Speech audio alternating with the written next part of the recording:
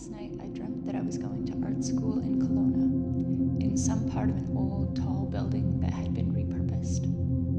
A couple times I saw my grandma, who was apparently back in the world after 10 years of being locked away in a facility for the senile. Eventually, I went to see her. She had acquired some art from the students and also bought an apartment, which I asked to see. It was a large building, unexpectedly nice, though it was unclear if she was staying there or not. She offered to let me stay. Back outside, I was sitting at a table reading, and she morphed into a penniless man harassing a street kid. I watched for a bit, then called the man to the table to give the kid time to escape. I learned from the man / my grandma that he had recovered from senility because of medication, and that the senility had also been brought on by medication, not alcohol, as I had been told. In another part of the dream, I overheard someone talking about my employer changing out beds for the military, making them nicer. I felt glad to be undermining them.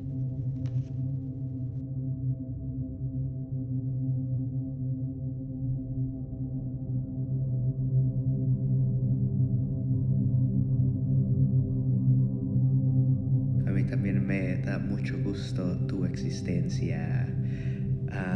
Estaba acordándome que creo que soñé que estaba viendo un holograma de como una cámara de seguridad de los eventos de una fiesta en un patio trasero donde yo había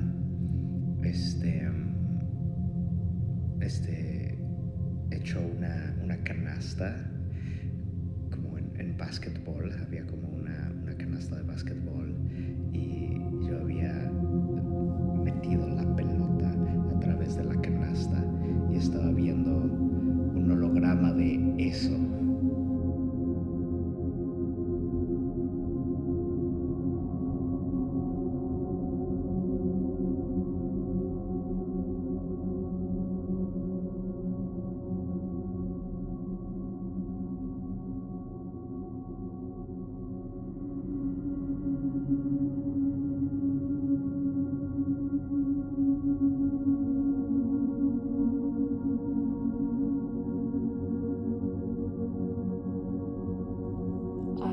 Dreamt that I was an eggplant.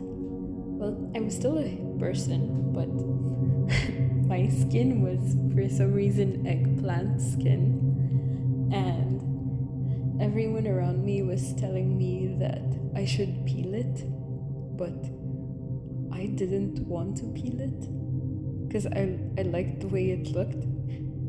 But everyone was insisting that I peel it, and it was so weird. And I hate eggplants. I really hate eggplants. I don't know why I became one.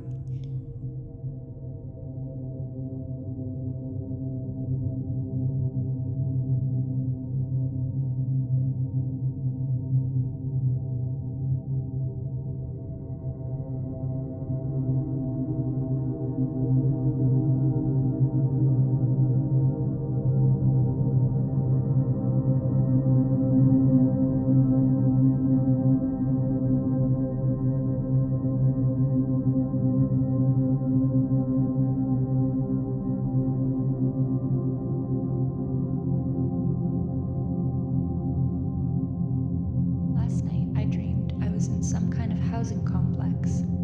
Midsummer, the air was hot and dry, and there was a fire warning. Sometimes patches of the walls would start smoking and smoldering, and those who rushed to put out the fires came away with burns, including me. Soon after, I noticed strange orangish white spots appearing on my skin, especially in the burnt areas. They had a soft, smooth texture to them. With time, they sprouted mushrooms, oyster-like, with frilly edges. I felt scared, self-conscious. I felt if I cut them off, they'd only regrow. So I went to the office of some authority figure, my grandma's library, to show them. There were two people there, a man and a woman. They were sympathetic, but told me not to be scared. I wasn't sure if I believed them, and wondered if I was decaying, dying, if it was good or bad. Soon I was back in my mom's old house, and she was there, quite unwell, constantly distracted. There were beer cans scattered across the living room. From her, someone else. And she was in the kitchen, crying because some guy from high school refused to drive 2 hours to see her. She was looking at old photos of herself and abruptly had to puke. I rushed to grab her a bowl and tried to talk to her about her health, telling her we used to do things, we never do anything anymore.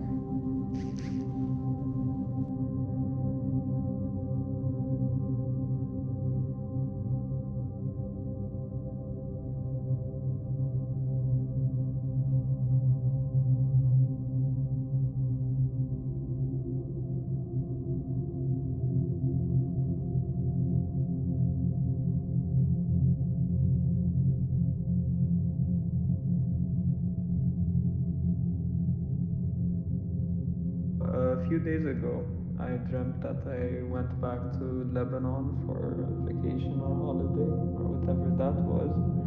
And when I got home, I couldn't find my lovely car. And I eventually went looking for it and found it later at a dump of some sort. I don't really know what it was, but it was like a very open area. They just found my car there, and a lot of stuff were wrong with it. It was all rusty and broken down, and yeah, it was not a very pleasant sight to see.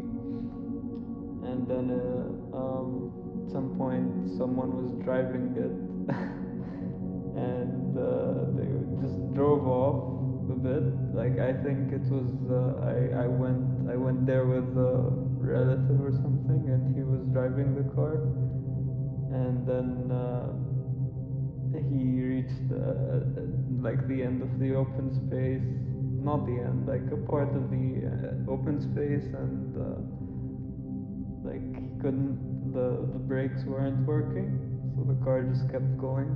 Nothing bad happened, but yeah, the car just kept going. And yeah, that was quite an interesting dream.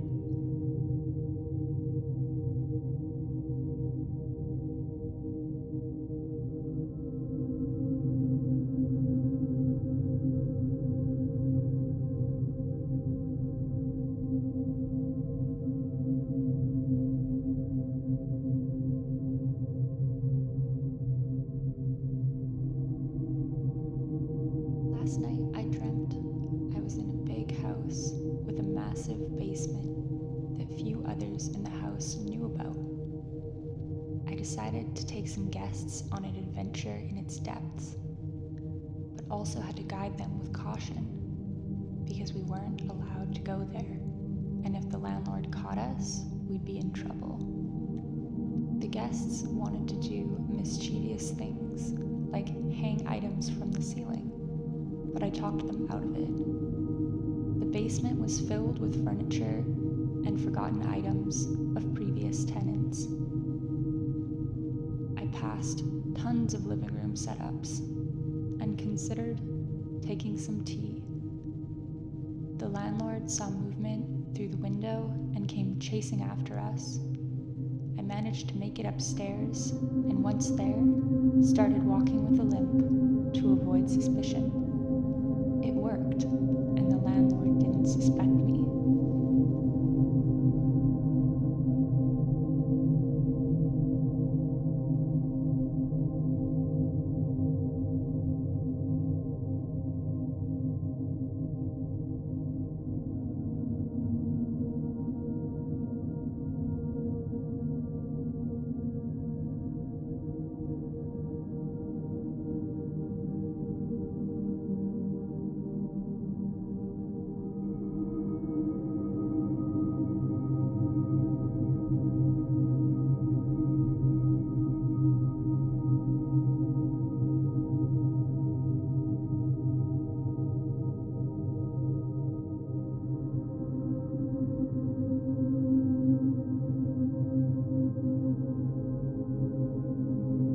Okay, so I dreamt that I was back in my high school, where I haven't been in the last at least 6 years. And I dreamt that I was in an obscure corridor that was only there for labs and art classes. And in that corridor, I was in the bathroom urinating for some reason.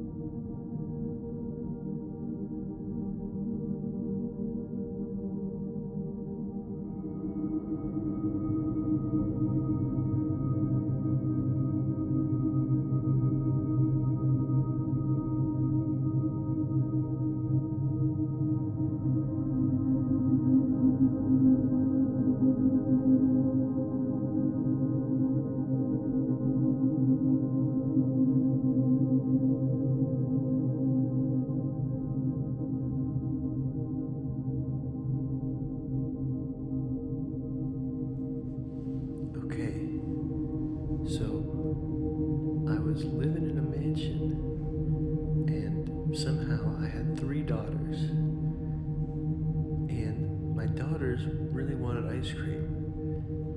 So of course, the closest place to get ice cream was the airport. So I went all the way down to the airport where they had an ice cream vending machine, and I knew the 3 orders my daughters wanted. They each wanted a separate type of ice cream and a different topping. So I was trying to figure out the machine. I figured out how to choose the ice cream, but I couldn't figure out how to get the topping. So I asked the guy at the vending machine next to mine, how do you choose the topping for your ice cream? And he was like, I'm not gonna tell you, just wait and watch and see what I do. And I'm like, okay. And I was kind of in a hurry. Like, it had already served my ice cream. It was waiting for a topping, and I was worried the ice cream was gonna melt. So I was hoping this guy would hurry up, and he was going really slow, like extremely slow. And I'm like, dude, can you just tell me how to choose a topping? And he was like, nah, man, just wait. And he ended up taking so long that I gave up. I went back to my ice cream, and by that point, it had waited so long for me to choose a topping that the entire machine had malfunctioned and had just generated a bunch of burgers. The burgers had like filled up the slot where the ice cream comes out, and like there were so many burgers that they had like been chewed up, and there was not enough room for them there. Like they had broken apart. Basically, the whole receptacle where you're supposed to get ice cream out was just full of burger mush. Although there were some people around me that were kind of pumped about the crushed up burgers. They were like grabbing it and started eating them, and I admit I had a burger too. I mean, might as well. Free burgers. It tasted kind of whack. But then my attention got drawn to the theater, the movie theater at the end of this area in the airport. I've never seen a movie theater in an airport before, but there was one here, and there seemed to be some drama between the movie theater staff and the security. For whatever reason, both the movie theater staff and the security had guns, and the security was pointing their gun at the movie theater staff, kind of like they were having some disagreement. And then all of a sudden, an all-out brawl broke out between the movie theater staff and the security, like a violent brawl. They weren't shooting or anything; they were just like punching and stuff. But for whatever reason, like a whole bunch of random people from the airport decided to join in. I think they just wanted to be part of a brawl. So people started just running in and joining, and it got crazy violent. It was kind of like World War Z, where like people were clambering all over each other, like piling up, like 10 people tall, all just to try and join in this brawl. And I'm just like, oh my god, I gotta film this. So I pulled out my phone. I was trying to film it, but I kept on accidentally opening opening up the clock app, like over and over again. And eventually, I just gave up. I didn't even film it in the end. I just gave up. And after a couple minutes, the fight died down. I was kind of afraid for my life, but I was keeping my distance, and I kept safe. And at that point, I'm like, all right, I gotta give up.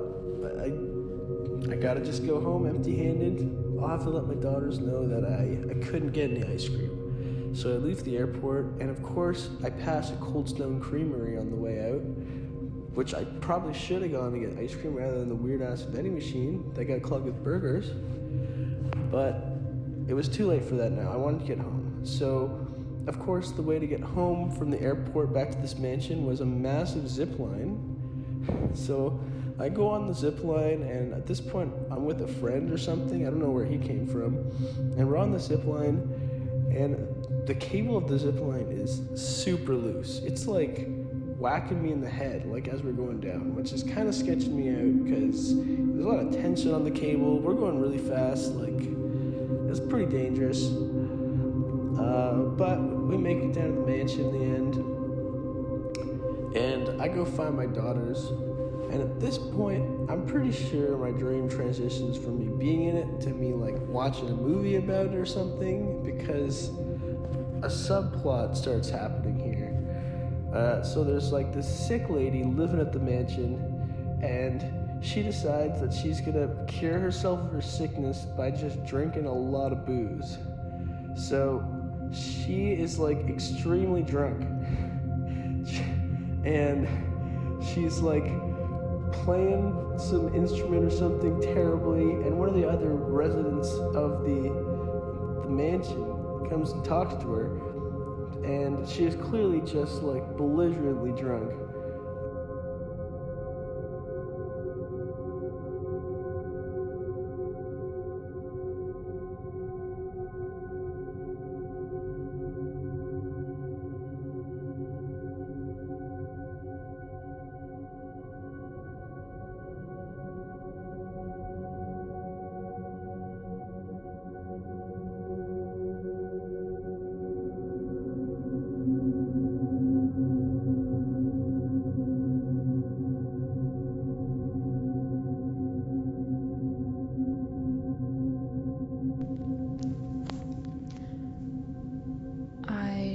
Dreamt that I was walking with my eyes closed over soft earth and grass, through a flat field under a warm sun and a sweet wind. I was completely naked, and I held a large glass bowl in my hands. And I walked unafraid, and I could feel that there were beings around me. I didn't know if they were human or animal or something else, but I could tell that I was being observed, and that my path forward was opening up as these beings stepped aside. I felt very calm and warm and protected, and although I could not see, I was sure of where to go next, where to step. As I moved forward, I could sense a being stepping up, and they would put something into the bowl that I was holding. I remember trying to guess what the object was based on the size, the weight, the sound that it made when it contacted the glass and the other objects inside. But I never could. It was always just out of reach.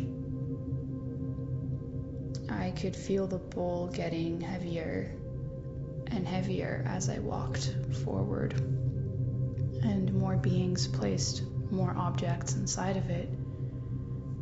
And I felt a sense of purpose, like this was what I was meant to be doing, that I was meant to carry this somewhere. And I woke up with the feeling of the warm sun and the wind on my skin.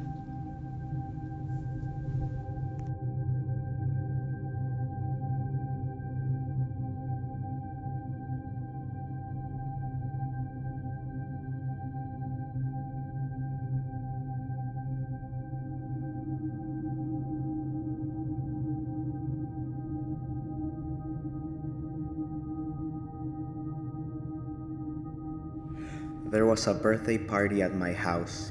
It's unclear if it was my own. We're on the top of the roof, and suddenly it appears that Hero has injured himself. Everyone crowds around him. People come from downstairs, and he is carried downstairs apparently unconscious. But when he's laid down on the grass, he is branched. Rather, the top of a tree, or a forking set of branches, with the top sliced half of the way through. The wood feels green with little sprouts at the top. Everyone is worried, but it is agreed that it is not that much of a big deal. He'll survive and is walking about like nothing happened shortly after. Don Undine is there too, with his usual carefree way of being, just hanging out in the yard.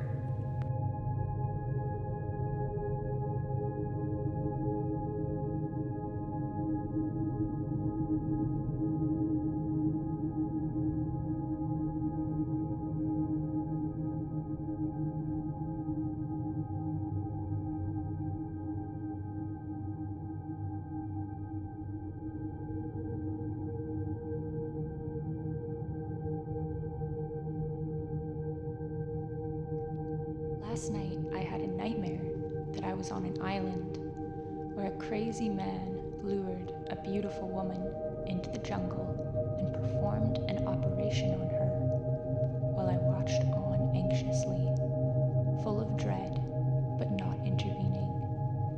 He removed her nose and pulled her eyes out and put them back so they looked odd, mutilating her and cackling all the while, even doing sexual things to her mid-operation. When it was done, she rose, no memory of who she was before. The crazy man's monstrous, doomed plaything. He called her Muzak. I felt horrible for not preventing it.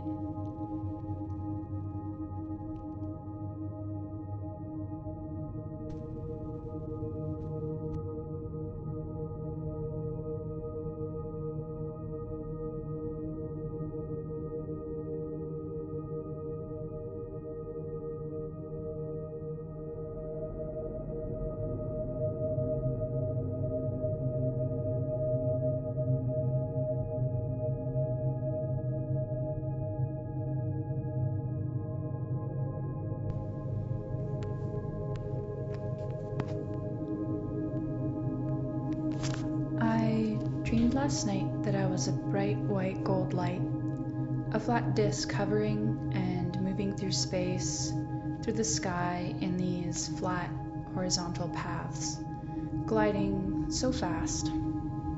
Bright like ignited phosphorus, but with no heat, not emitting any warmth. I felt extremely alien to myself, but in the dream, I had no conception of myself as I am now. Was I more like a biotechnology? Was I an alive drone? I couldn't tell, and it didn't matter.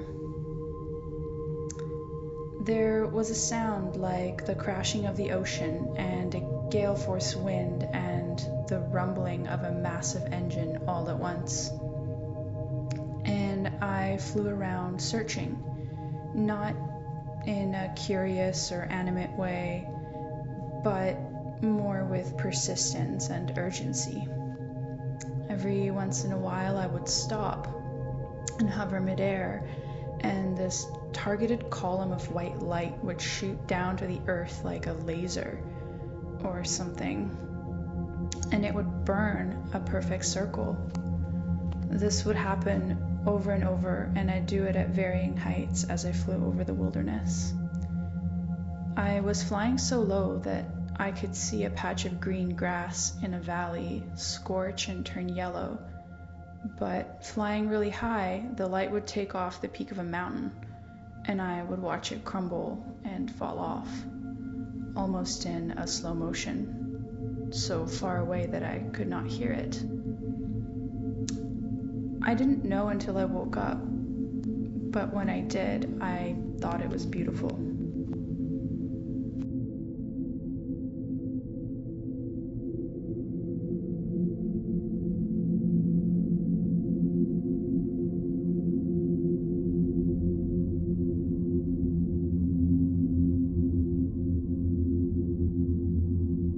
Last night, I dreamed I was living and working on an expansive collection of properties which I could traverse by foot or on horseback. One of the properties was the house of the old art gallery's director. One day, while I was wandering around, I headed towards it, spotting her heading the same way, and we walked next to each other for a bit. Though I was more crawling and climbing like a child or an animal over a trail, rather than walking down a clean path like her. Soon we were no longer together, and I found myself going into her house, which felt normal generally. I could go into any of the houses in the area, but I soon got the sense that this might not be the case here. Maybe she had told me in the past she didn't like people in her house without her knowledge or consent. At the point that I remembered, I was already taking a bath in one of her bathrooms with my ex, who I was trying to drag out of the bath with much effort. I sensed she was outside lurking, so we hid, but that felt even more wrong, so eventually we came out and dressed ourselves in the hallway where she confronted us.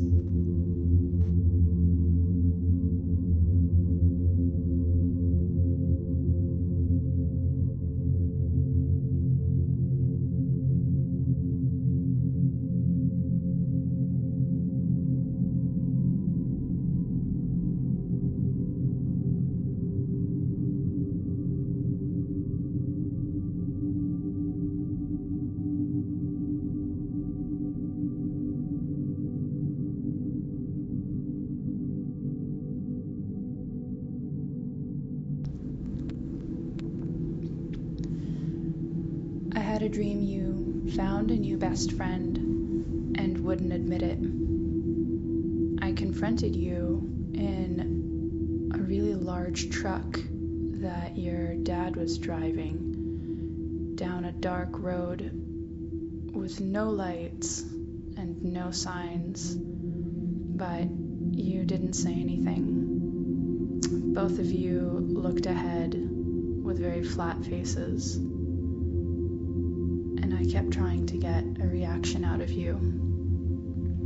Before we were in this truck, we were in a very strange building. A rectangular building on the outside, but cylindrical on the inside, with a spiraling ramp that rose in the middle to connect the floors. We were getting stuck between doors.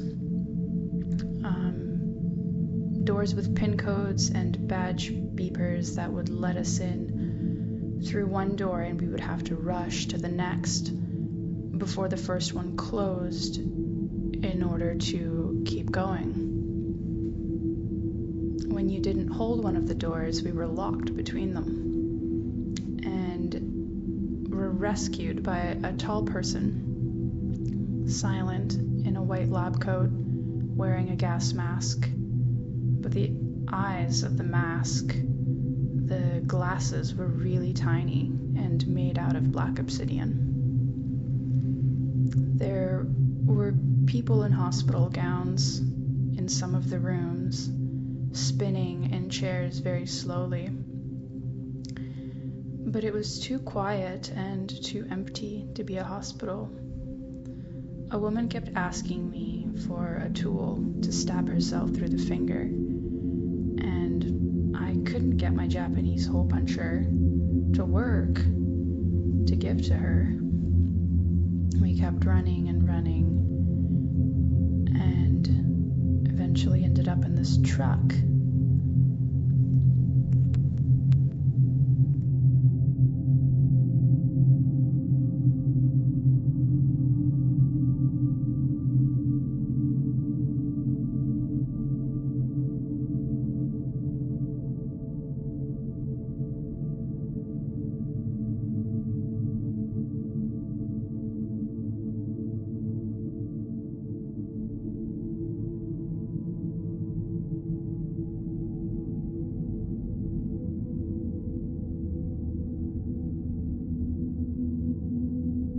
So I dreamt that I was going camping with, remember the guy I was talking to, Munir?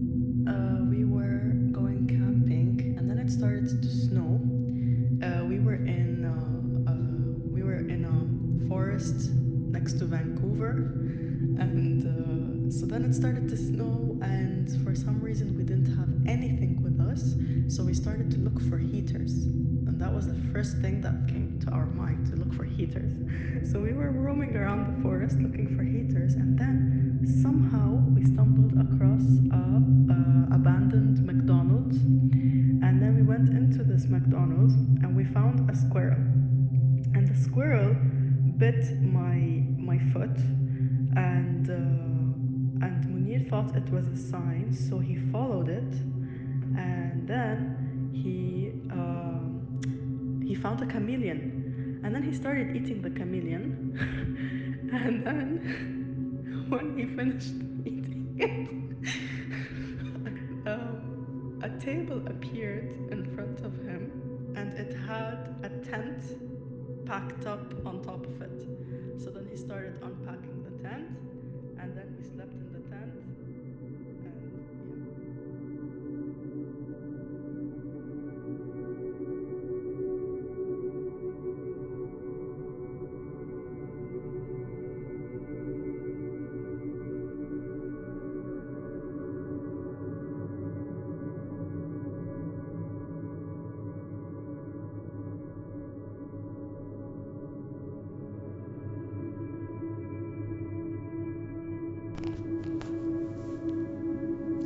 I dreamt that I was in a dark kitchen.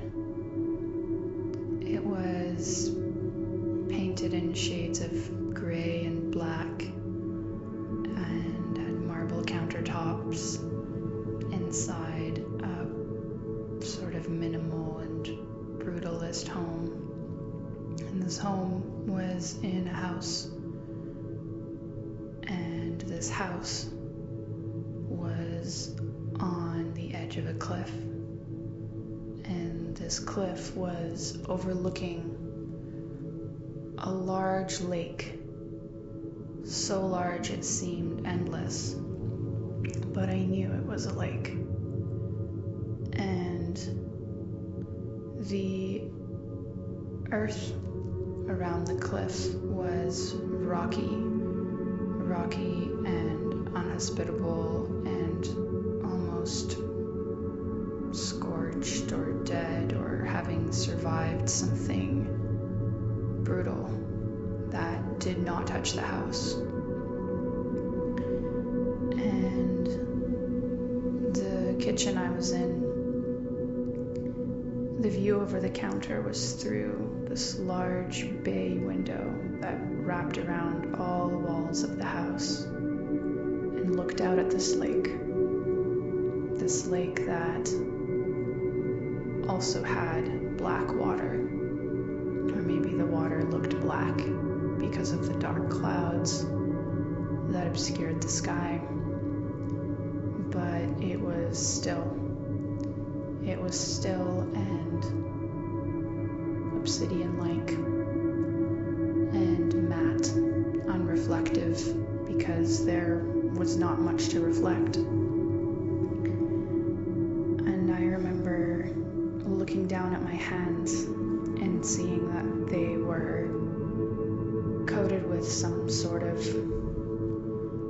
liquid, some sort of black molasses-like liquid, and that I was crushing clams. There was a pile of shells to my left and a large soup pot to my right, and I would pick up the clams, crush them, and release this liquid into the soup pot and toss the shells aside.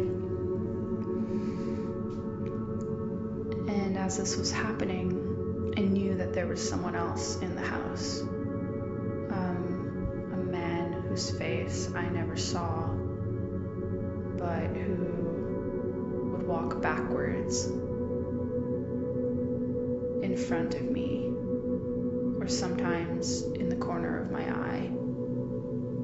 And I knew that there was something I owed him, but I wasn't sure what it was, and I hoped